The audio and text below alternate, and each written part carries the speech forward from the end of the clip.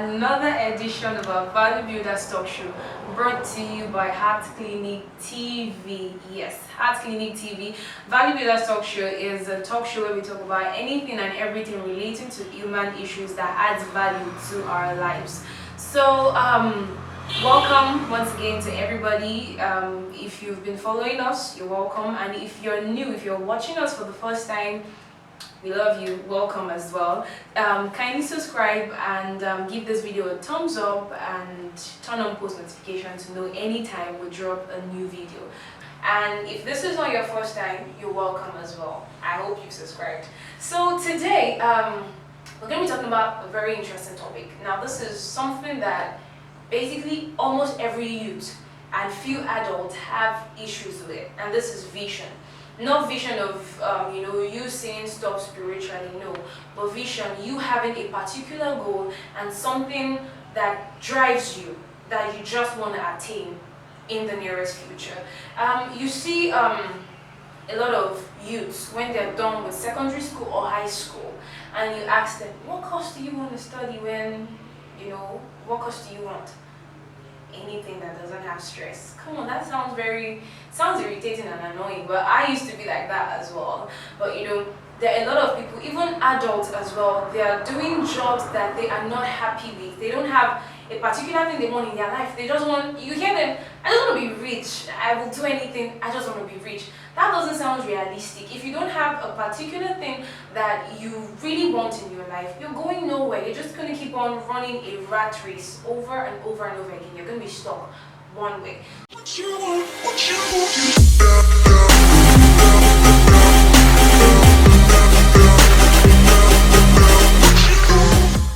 So with me in the studio today is, I want him to introduce himself actually. Okay, my name is Taiwo, Adediran, call me prolific after. By virtue of studies, I happen to be an engineer. By virtue of talent, I'm a comedian. I work as an MC. I speak to what I'm going to do right now. I do a lot of things. I'm a farmer. I write. I'm a social media enthusiast. Is that correct English? I studied engineering, so it was engine oil control, abilities and structures. Oh, no, that was just a joke. So it's been an awesome time here today, and the topic we are treating today is something I love so much, something I love to talk about every now and then, and of course, I'm trusting God that we are going to probably get to the end of it, or at least we'll do a little bit of justice to see if we can get to the end. Alright, so before Mr. Adediran talks about vision, I hope you guys are with your writing materials, because this is going to be so educative and informative, so you don't want to miss any point out. So, okay, I'm going to open the floor now for you to talk about vision. Alright, thank you very much. I would start by saying this. Vision, purpose, whichever one works better for you, is the exact reason why you are here. Rick Warren, in his book, Purpose Driven Life, said, what on earth am I here for? A lot of the times we miss it right from the beginning. We don't know why we are here. A lot of us don't actually know. Some people don't even know they're actually here for a purpose. Knowing the fact that you are here for a purpose is a different ballgame from knowing what the purpose is. It is until you know you are here for a purpose, that's when you start looking for, okay, what exactly is that purpose? So the first thing is actually to be sure that you're actually here for a purpose. And this is the first step, and this is the beginning of finding vision, as the case may be. Now, when you know exactly that you are here for a reason, that it's your work to now sit down and start looking for that reason. Why exactly am I here? The creator is not somebody that just create things out of oblivion, does not just create things because he just wants to create things. Genesis, the understanding of the beginning is the beginning of understanding. At the beginning, Genesis said, and the earth was void without form and this, and God said, let there be light. Why God said there be light was because the earth was void, it was without form. He needs to see what he would need to do on the void and formless earth. And they already said that darkness was all over the surface of the deep. So for him to see what he needs to do, he actually needs to bring light first. That's why the light is always for us to see. Anytime you enter a dark room, just put on a very small light, you see. So the purpose of light being in existence is for you to see. Exactly the reason when they said, okay, come, let us create man in our own image. At every point in time when God is creating a new man, when a new man is being formed, probably in the belly of the Almighty, there's actually a purpose for him. For example, when God was creating Cristiano Ronaldo, probably they were playing football in heaven, you know. We were just thinking about football, was creating Cristiano Ronaldo. When God was creating people like, let's give reference to Basket Mouth, it was actually probably not the angels who were cracking jokes, and it's like, oh fine, let me create a man like you. You know, so he said, let us create a man in our own image. That means for all of these purposes, there is a place for them in heaven. You know, he said in the beginning, God created the heavens and the earth. That means everything in the physical has a place in the spiritual. So your place on earth, your purpose on earth, the things you do on earth actually linked with one thought that's actually in the heart of the Creator. Now, if that part has been established, you can actually ask questions. Does that mean that every of my vision is to worship God? Now, when you say that yes to some people, they feel you are forcing them to believe in a religion, or you are forcing them to probably become pastors and reverend and all of that. But Proverbs, I think, Proverbs saying something about the olive tree. He said the olive tree has gotten to a point in its life where it praises God and satisfies human. So your purpose on earth is actually to praise God and satisfy human. Now, satisfying does not mean trying to make people happy. You understand? Okay. It's actually you giving a solution to human wants. Okay. Or more or less like you're blessed to be a blessing. Blessing to it, exactly. So you are giving the power. You are giving the power to know how to fix cars. To solve a problem of someone that will drive on the highway one day and their cars will break down. Okay. You are giving the power to teach, because you are going to be having kids that will need to be taught in a way so that they can become a very good citizen in the future. You are giving their capability to make people laugh, because you have people that are stressed, people that are dejected, that will need to come back to life. You are giving the capacity to think. So because you are going to be having people that have money. They want to start a business, but they cannot even sit down to analyze this business I want to do. You are giving all of this capability to bless God and to satisfy human needs. You understand? So, and exactly that's why it is easy for people that write about purpose and visions to say that you start making sense in your vision when you start solving a particular problem. So every talent outside there, every skill outside there, every educational background outside is actually there for solving a particular human need. And that's why I will be going back to say that vision is not just about a step alone. It's actually, let's say, differentiated, or let's say it's broken down into different aspects. Your vision can be toward an educational skill. It can actually be toward an artisan skill. It can be toward talent.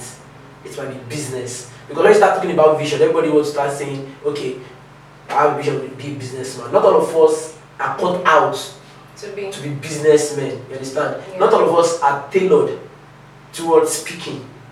Not all of us are wired to be technicians. A lot of us don't even know what RAM and ROM means, and we are saying we want to be technical savvy people. You understand? So we have. Bible said when he was creating, he said male and female he created them, and then he said unto some he gave apostles, to some he gave teachers, to some he gave this. You understand? For the education of the saint and the work of the ministry. So he's trying to tell us that to everybody on earth, he has actually given a particular dosage of wisdom in different capacity. Just like the story of the talents, when Jesus was saying he gave some 5, 3, 2, 1, according to their capacity. So let's just look at you and find this person has a mouth that will not close. That kind of person, that kind of person, God will not give you the strength to probably be maybe a doctor. Because as a doctor, you have to listen more than speak. Now, you can't have your mouth closed. Fine. Let's make you a comedian. Let's make you a TV presenter. Let's make you a teacher. You understand? So people have all the patience in the world. They have all the patience in the world. They can calm down and listen to everything. Yes.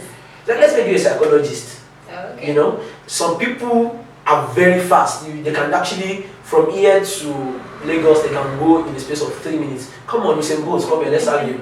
You know, so God actually look at every of your capability, deposit these things inside of you, and expect you to grow them in an aspect.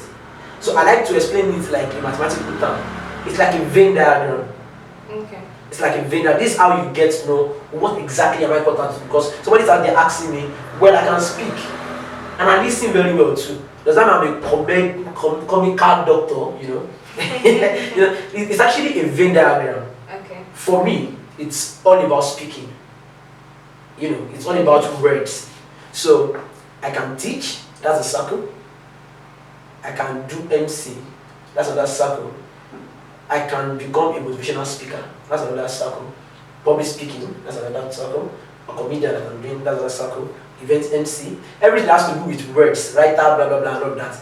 But in Venn diagram, we call something that middle circle, intersection, right? Is it intersection they call it? Yeah, union and is it intersectional? Yeah, you guys get what I'm where saying. to merge Exactly. together. That particular middle point is actually where your vision lies. But how do I now, I don't know, get to? Okay, how do you get to realize this is it? Yeah. Very good. I like to speak, but I don't like to read. I can't be a teacher. Because a teacher has to read. Get information. Get information before I give it out. Yeah. You understand? So maybe I'm just a creative speaker. I can actually speak things from within. I'm not able to speak wisdom or knowledge at this case because I'm not taking things in. I can't read. So but I know how to speak. That means maybe I can do an MC if that words that I can speak out are they hilarious. So I can speak. My words are hilarious. That means I can make people laugh. So my speaking comes in form of comedy. But what about people that what they are good at does not even have any perception at all? For instance, let's say for instance, I can dance. Very well. I can teach. Okay.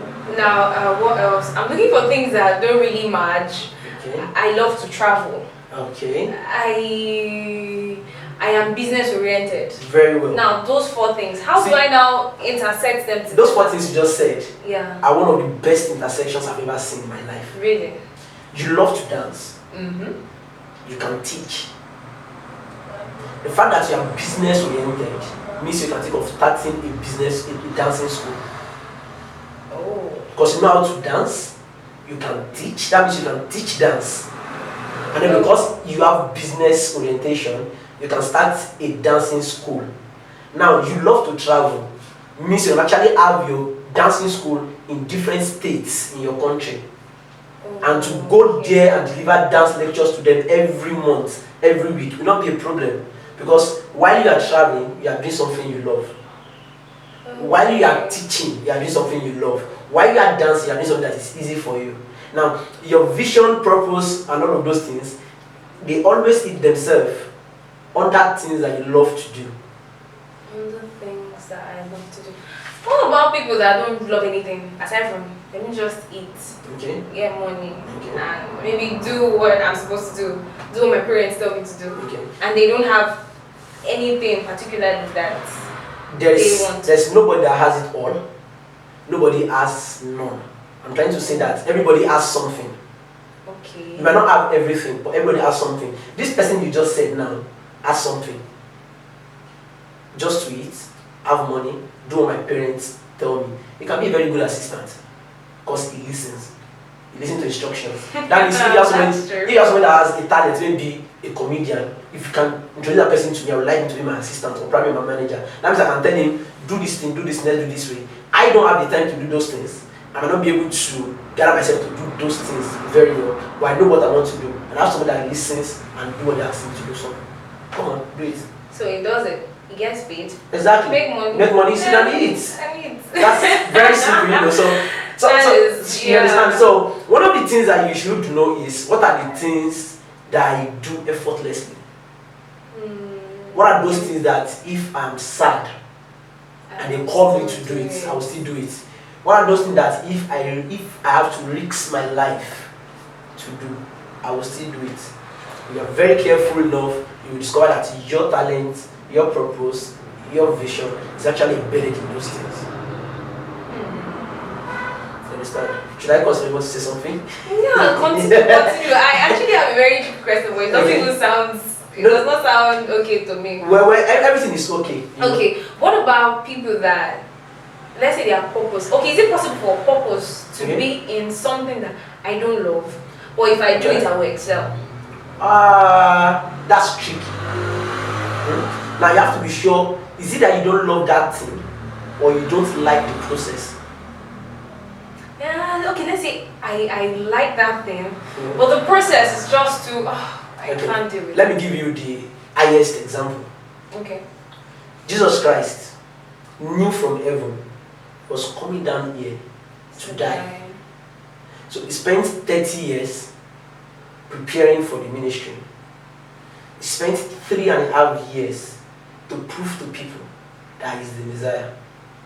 Then when he gets to where he needs to deliver the final part of the job, the real reason he was here. Jesus Christ was not actually here to heal the sick, open the eyes of the blind. Those things are just so that the sons of perdition can actually believe. Those things are just to, okay, you people should believe this is God.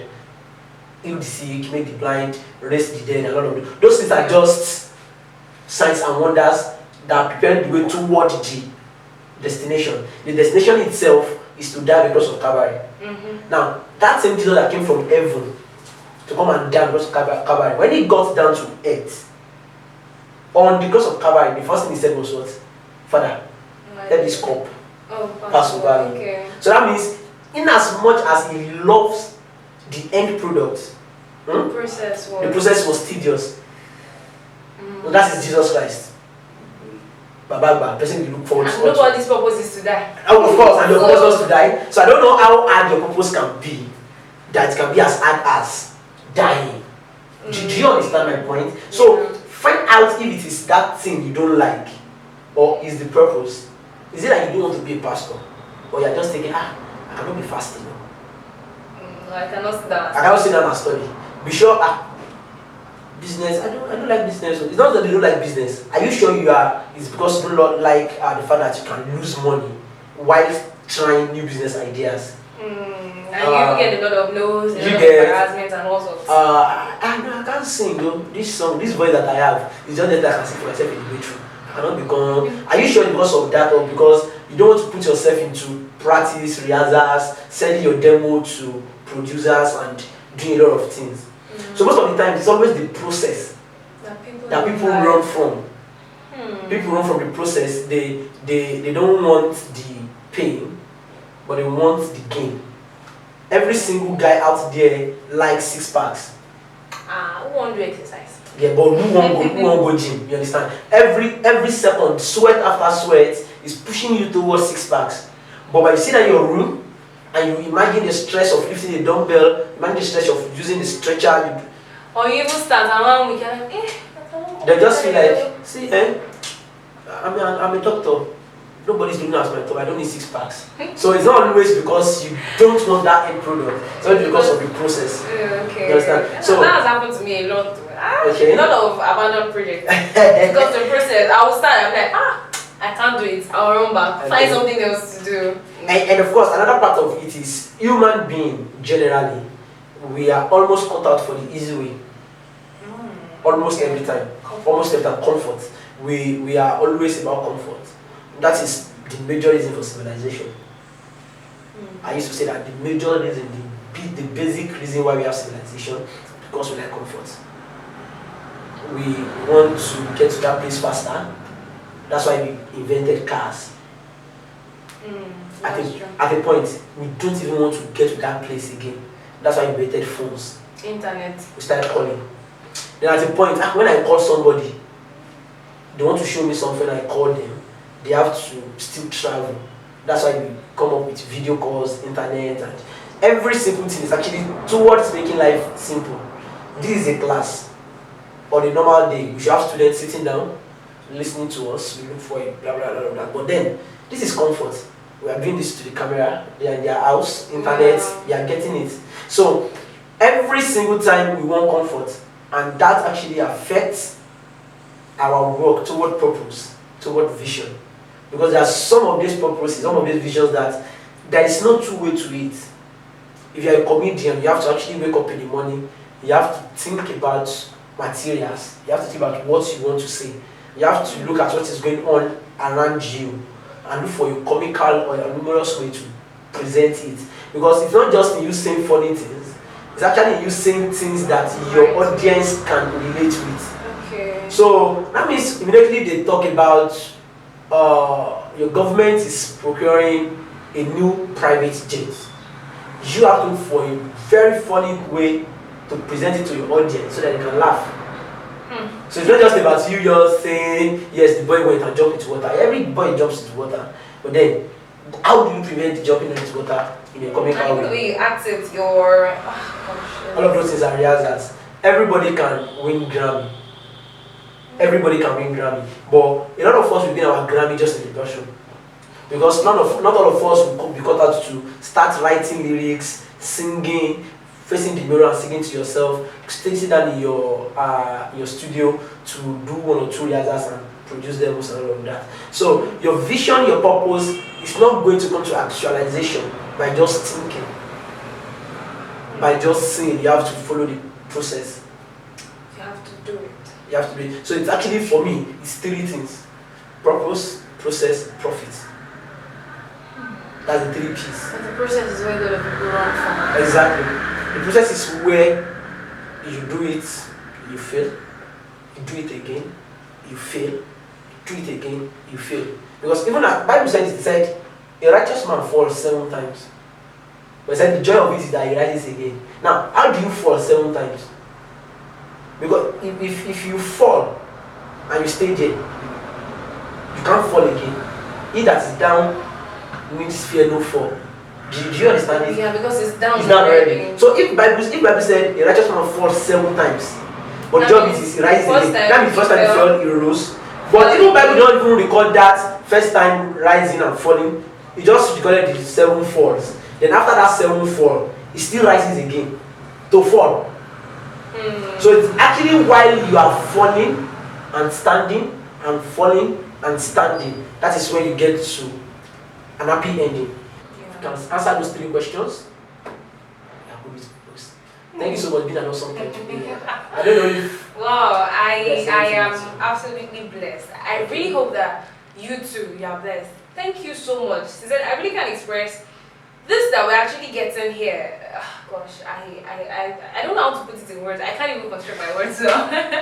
But I hope that with all this that he has said, you are able to pick 1 or 2 things that is useful for your life.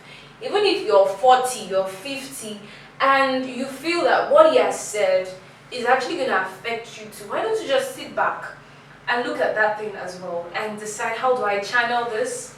You know, just if you know that, okay, yeah, this that we're saying, maybe you quickly rush through it, watching it once, you can save it or download it on either Facebook or YouTube and just watch it over and over and over and over again. Anytime you feel discouraged, just watch it over and over again. And next week is actually going to be awesome because we're going to be talking about something else that is still in line with this. So don't forget to turn on your post notification. Yeah. Thank you so much for having time out with us.